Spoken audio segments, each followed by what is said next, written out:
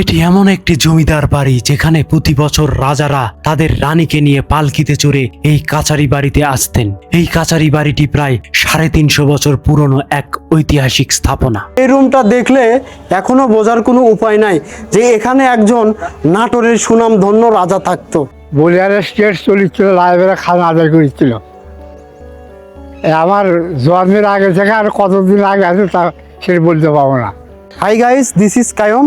এখন আমি যে জায়গাটিতে দাঁড়িয়ে আছি এটি হচ্ছে বগুড়া শহরের অজানা এক জমিদার বাড়ি, যেটি কাচারি বাড়ি নামে এলাকাবাসী জানে। আমরা নিজেও খাজনা দিছি, জমি খারিজ করছি।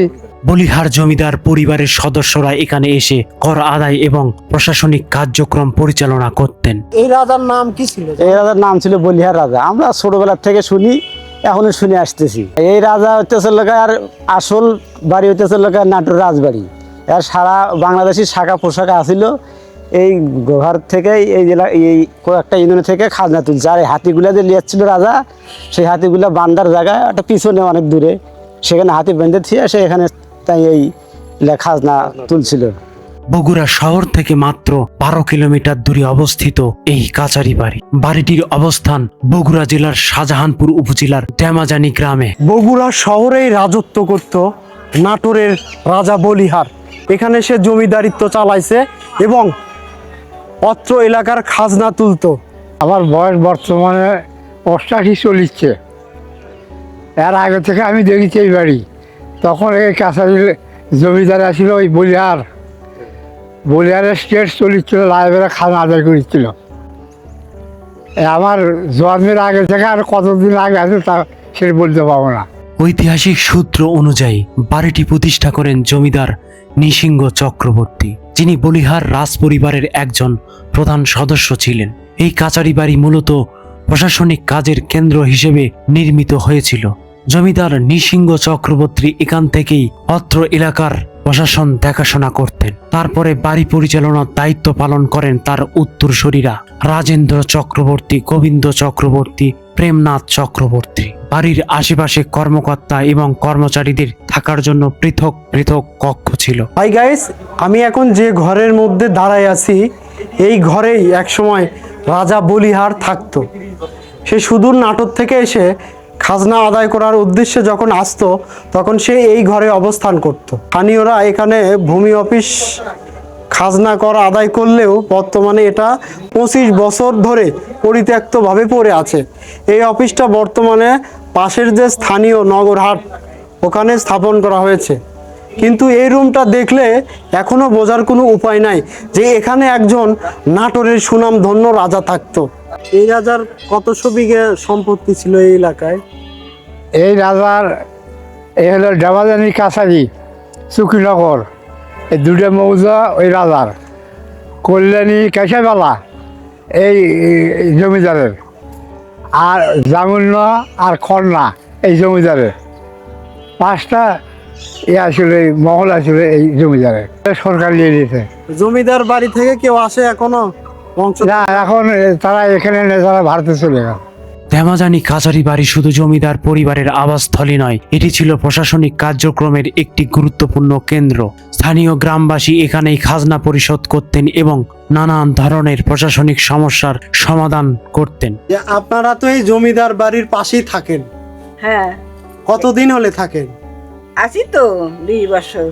ইনি কেমন ছিল? এখানে খাজনা টাজনা উঠাতো? হ্যাঁ, আপনারা তো দেখেননি মনে হয় না? আমরা দেখি নাই, কিন্তু আমার বাপ জ্যাঠারা তারা দেখেছে। অফিস আসছিল যে জায়গায়, ওই দলিলপত্র সব লেনদেন করেছিল, খাজনা পত্র আদায় করেছিল, সেগুলো দেখেছি। এই বাড়ি এইভাবে পড়ে আছে কতদিন হলে? আমরা 20 বছর হবে না, বেশি 20 বছর হবে। খালি 20 বছর হলে তো আমরাই এসে আছি। বলিহার রাজার আজকাছারি বাড়ি, এটা অনেক দিনকার ঐতিহ্যবাহী জিনিস। এখন কেউ আসে এই বাসায়? এখন কেউ আসে না।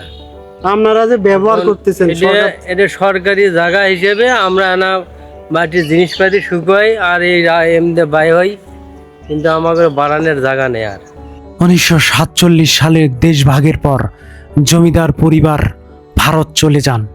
এরপর বাড়িটি পরিত্যক্ত হয়ে পড়ে এবং পরবর্তীতে সরকারি খাস জমি হিসেবে অন্তর্ভুক্ত করা হয়। বর্তমানে এটি ঐতিহাসিক স্থাপনা হিসেবে বিবেচিত হচ্ছে এবং সরকারি দপ্তরের উদ্যোগে সংরক্ষণ বা পুনর্নির্মাণের পরিকল্পনা নেওয়া হয়েছে। গ্রামেরই রাজা ছিল, তখন হইনি। এখন শুনি বলিহার রাজা। এখানে খাজনা তুলতো, হ্যাঁ তুলতো। আসল বাড়ি ছিল নাটোরে। হ্যাঁ হ্যাঁ, তাই তো কয়, আমরা তো তখন জানি না এত কিছু। একটা বলিহার আবার আসিল, বুঝছেন? তো এটি ব্যাং মানুষ আসে এটি খানা দিচ্ছিল। নাটোরের আপনার কুসুম কামিনী, এই যে বলিহার হাজার, এগুলার সব। কত বছর হলে এইভাবে অচল অবস্থায় পড়ে আছে? 35 বছর হলে।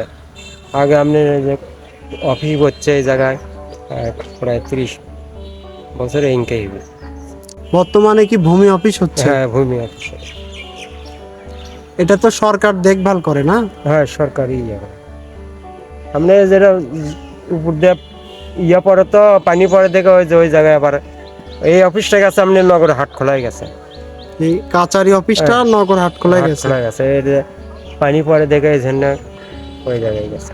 রাজার হাতি আছিল অনেকগুলো হাতি, সেগুলো হাতির সেই জায়গাও এখনো আছে, সে স্মৃতিগুলো এখনো আছে।